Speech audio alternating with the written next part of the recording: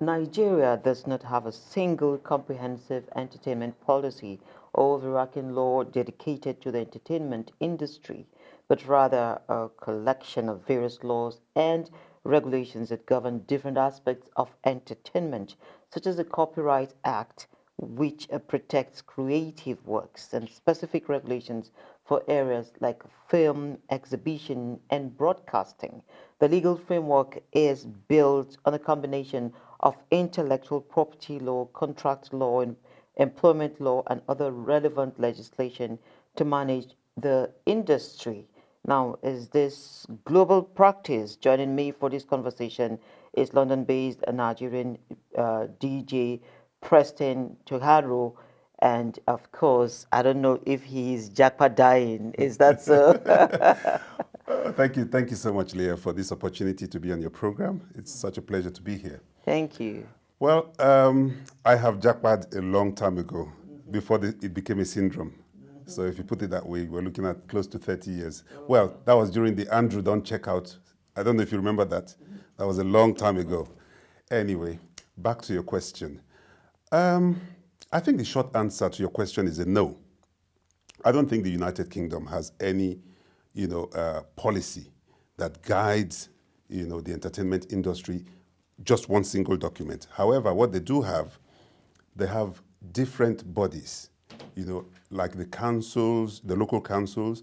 They are in charge of things like noise pollution, events, planning, and things like that, So what you call it, health and safety, risks management and stuff like that, So there are different bodies that regulate different aspects, but to have just one single policy that guides, let's say the creative industry, I would say no, So it's a very, very interesting question, and it's something that personally I would like to see if it was possible to have just one single policy that would cover everything. It would have been awesome. But however, there isn't. So what we find as DJs is it's kind of fine-tuned to what the venue requires. For example, we have what you call the public liability insurance. And that most venues nowadays in the UK would require that. Not all venues, but a lot of venues are beginning to ask for it, so that at least you're covered in the event of something happening to your guests and stuff like that. So yeah, and yes, it could be up to the tune of £10 million. So it's a lot, Then you also have what you call the portable appliance testing certificates. So they want to be sure that all of your documentations are correct with regards to your equipment. So these equipment are supposed to be tested, well, depending on what you have and depending on the rules that the local authority would actually give. It could be 6 monthly, it could be annually, it could even be, every 2 years, every 3 years, depending. But you have to do those tests and have the certificate to ensure that your equipment are all in good order. So whether that obtains in Nigeria, I don't think so. you may have to tell me. I don't think I've heard of that. I don't think so. And typically, Nigerian parent reacts, DJing at work. We get to hear that for a lot of creatives, of course. And so I'm wondering, how did you do the swap? Because your background says you were once in NDIC, and everybody, oh, I want to work in NDIC, but then we have someone who left that and chose music. Yes. How did you do the swap, and what did the family? How did they take it? Okay. Now, it wasn't by choice. Let's put it that way. In the mid '90s, my brother and I, we had an album out whilst working in NDIC at that time. But shortly after, he left for the United Kingdom. So that left just me, and I think he left in '93. The album was released in '92. He left in '93, the following year. So it was almost like a part of me was missing. So I was in the job. It was a really lovely job. But because of how close my brother and I, were, there was this need for me to, try to find a way to join him at some point. So in '95, I joined him in the United Kingdom. But it was all with a view to, continuing the music, thing and all that. But yeah, it was a rude awakening for us, yes, because the cultural shock and all that, began to set in, and we knew straight away that no, this was going to be an uphill struggle. So we decided, well, I decided when I joined him, he was settling slowly, but then I was still kind of new. So I thought there should be enough time for me to put my feet on the ground, settle, and then I will decide what I want to do. So of course you have to survive, do whatever is necessary to make sure that you sort yourself out. So yeah, in the end, I think it was roughly about 2003, thereabouts, was when I decided that it was going to be music. So NDIC was, it was the beginning. That was, my brother and I, interestingly, worked in NDIC before we left. Oh. Yes, so he left, he only worked there for a couple of years, and I stayed a little bit longer. Then, yeah. So the issue of whether we left NDIC for DJ work, It wasn't the case. it wasn't the case. I just found myself leaving the country, and I had to, find something to do. And in the end, I don't know if it's DJ work that found me or I found DJ work, but somehow it was a perfect meeting. I don't know if that answers your your curiosity. It does actually. And so we find that it's easy for Nigerian artists to sell out venues in other countries than here. They actually struggle to get that. And so I'm wondering, what are the factors at play here? Very, very good question. I mean, in the last 10, 12 years, or maybe 15, maybe, you would agree with me that Afrobeats especially has taken over the world. Slowly, the whole world is beginning to reckon with Afrobeats, and Nigeria in particular. So it would not surprise me entirely that people are beginning to find, we know what the value of the dollar to the naira is at the moment. So any artist that is worth his salt would definitely be contemplating doing, gigs abroad and stuff like that, so, as opposed to doing it at home. And, it's definitely, I've seen concerts in Nigeria, very, very lively concerts, but how much money are they making? The hall might appear to be full, or maybe, maybe not quite full to capacity, but at least I know the average Nigerian, they're bubbly, they're things like that, So on tape, it looks really nice, but it's all down to this. So have the artists actually made reasonable money to justify paying their manager, paying their, the instrumentalist and everyone on that tour, the road show, So that's the big question. So for the big acts who actually have the opportunity of taking the tours abroad, I mean, I think it's a no-brainer. So for me, that is, even as a DJ, I mean, I do occasionally get the opportunity to go abroad and it's better business for us. You get your hotel bill sorted, you get, better money and stuff like that. So I think, yeah, our artists are definitely, they've upped their games to the extent where the international crowd actually want them. So I think it's a welcome development, if you ask me. Okay. Do you typically go to a school or an institute to become a professional DJ? Well, personally, I didn't go to a school. And I know that there are courses that can actually help you develop your craft, your skill, Online, there are online tutorials. As a matter, interestingly, I only recently just started an academy. I didn't study, it wasn't by choice.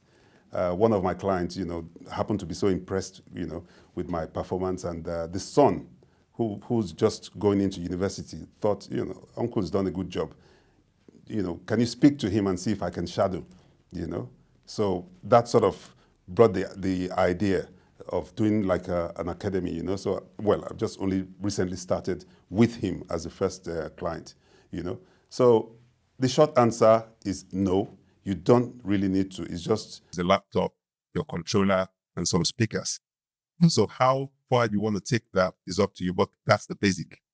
If there are DJs who they store their equipment in the warehouse. So that's the level they want to be at. They're probably catering for things like live concerts, big, huge concerts, like the O2 Arena and places like that, So You really don't need, you can be a DJ here. You can be, all you need is your laptop, your headphones, and your controller. And then, the entertainment begins.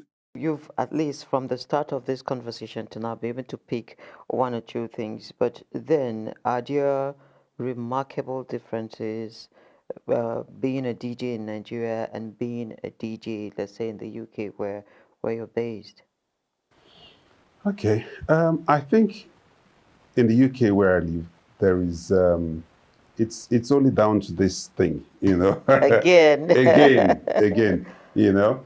Otherwise, in terms of the actual display of skills and performance, I don't see any real difference. Only recently I saw a DJ here in Abuja, and he did an excellent job, but I don't know how much he will get paid. That's the thing.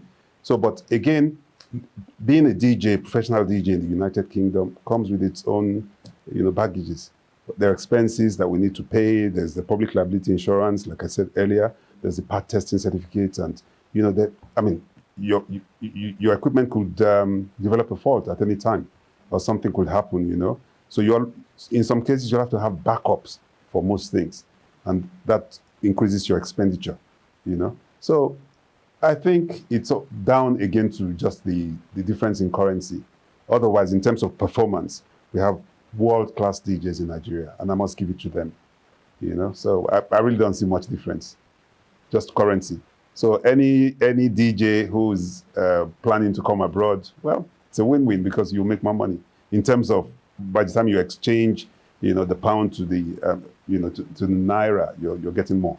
But then if you start living there, that it's a totally different ballgame, because you start paying your rent or paying your mortgage or paying your council tax or whatever bills, that those of us who live there pay. So if they are able to just come do a tour and then disappear again, then it's fine.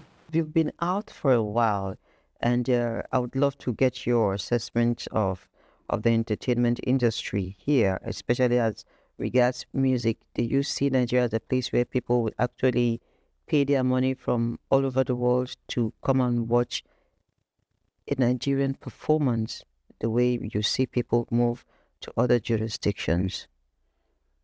I think, are you limiting that to DJing or just artists? DJing, and because an artist will be unable to even perform without a DJ, and that's one fact that a lot of people don't even understand. That is very correct. Now, back to your question. I think, with the recent Dirty December thing, we already can see that there is, a very bright light on the horizon for, that scope. You see, I personally think the government can do a little bit more in terms of trying to empower, the DJs and the artists. Once they're empowered to a certain level where they can compete on a global stage, which is what we're experiencing with the Afrobeats people now. The quality of their production. I mean, I never used to watch Nollywood, for example, purely because of the quality, say like 15, 20 years ago. My wife loved a lot of that, but I never used to. And not because I didn't like the storylines, but because of the quality. But now, it's a totally different game. I watch a lot of Nollywood, and I listen to a lot of Afrobeats because the quality is of international standard. See people winning, our guys are winning Grammy Awards. And you know what that means. It means that they are par, or even, have surpassed expectations, on the global stage. So for me, it's a good thing. Definitely, it's the way to go. Okay, so are we expecting some performances from you December? Well, if I get paid well enough, why not? That's usually the issue. Because if you get offered something here in Nigeria, I've been here a few times to play from England, private parties, obviously, not concerts or anything like that, But, when you convert what you get paid here into pounds, you just ask yourself, okay, is it really worth it, or you're just doing this, just as a promo thing, and that sort of stuff. So that's the thing. But I think that in due course we would have promoters out there who are actually bringing artists from top DJs from the UK, from the US, from across Europe into Nigeria to do like a concert type, thing. So at that point, then it will definitely be worth it. So I look forward to the next date, December, and see what it holds, because it's just evolving. So who knows? I might be here in December. Who knows? If the price is right, obviously. Okay, the price is right. It's got to be right. Yes, I must sincerely thank you for making time for this conversation and for sharing your thoughts with me. Thank you very much, Leah. It's a pleasure. Thank you. Thank you.